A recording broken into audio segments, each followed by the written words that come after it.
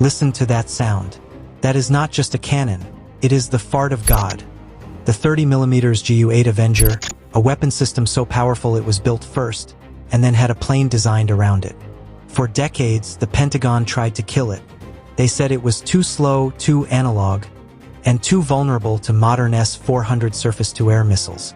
But as of April 2026, the Fairchild Republic A-10 Thunderbolt II has once again defied its executioners. Despite plans to divest the fleet by 2029, the U.S. Air Force just extended its service life to 2030 following high-stakes combat deployments in early 2025. In an era of stealth and hypersonics, why does this low-tech Warthog remain the most feared asset on the battlefield? Today, we dissect the brutal engineering of the tank killer that simply refuses to die.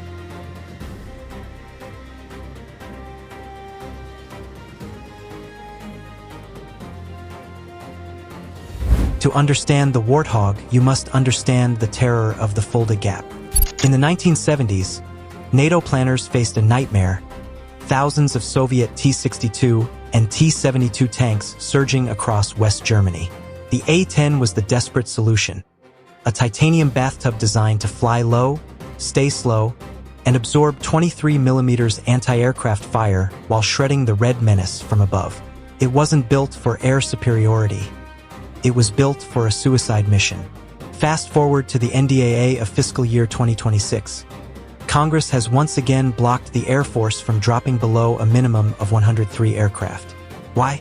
Because from the deserts of the Middle East in 2025 to the looming threats in Eastern Europe, no other platform can loiter over a battlefield for 90 minutes and deliver 3,900 rounds of depleted uranium justice with pinpoint accuracy. The A-10 is a masterclass in redundant engineering. Its twin General Electric TF-34 G100 engines are mounted high and wide to shield them from ground-based IR seekers. The pilot sits in a 1,200-pound titanium bathtub capable of surviving direct hits from 23mm armor-piercing shells. But the 2025 to 2026 upgrades have brought this beast into the digital age. We are now seeing the integration of the APKWS-2, Advanced Precision Kill Weapon System, laser-guided rockets, allowing the Warthog to engage multiple light targets without wasting its primary cannon. More importantly, in April 2026, the Air Force began testing A-10s with aerial refueling probes, a move designed to support Agile Combat Employment strategies, allowing these jets to operate from improvised, unpaved runways far from established bases.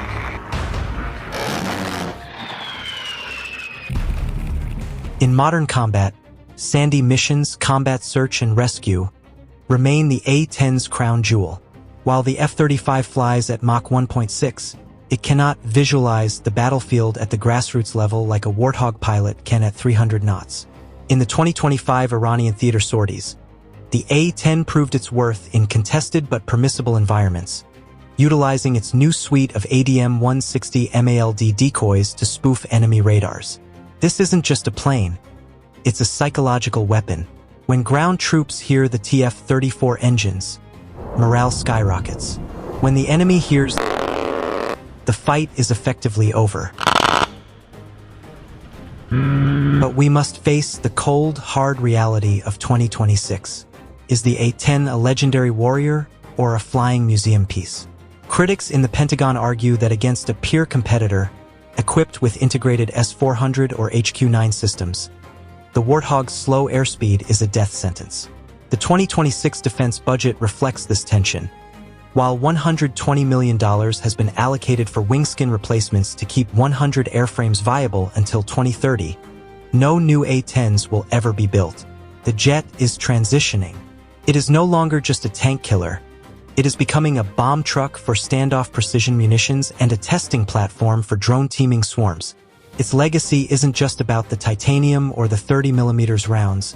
It's about a design philosophy that prioritizes the grunt on the ground over the ghost in the machine. The Warthog will eventually retire, but its shadow will haunt the dreams of tank commanders for decades to come.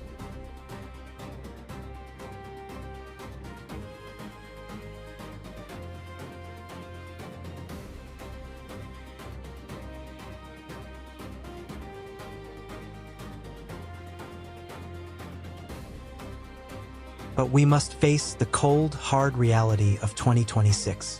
Is the A-10 a legendary warrior or a flying museum piece?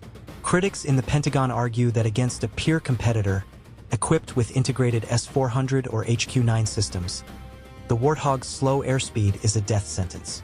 The 2026 defense budget reflects this tension. While $120 million has been allocated for wingskin replacements to keep 100 airframes viable until 2030, no new A-10s will ever be built. The jet is transitioning. It is no longer just a tank killer. It is becoming a bomb truck for standoff precision munitions and a testing platform for drone-teaming swarms. Its legacy isn't just about the titanium or the 30mm rounds. It's about a design philosophy that prioritizes the grunt on the ground over the ghost in the machine. The Warthog will eventually retire, but its shadow will haunt the dreams of tank commanders for decades to come.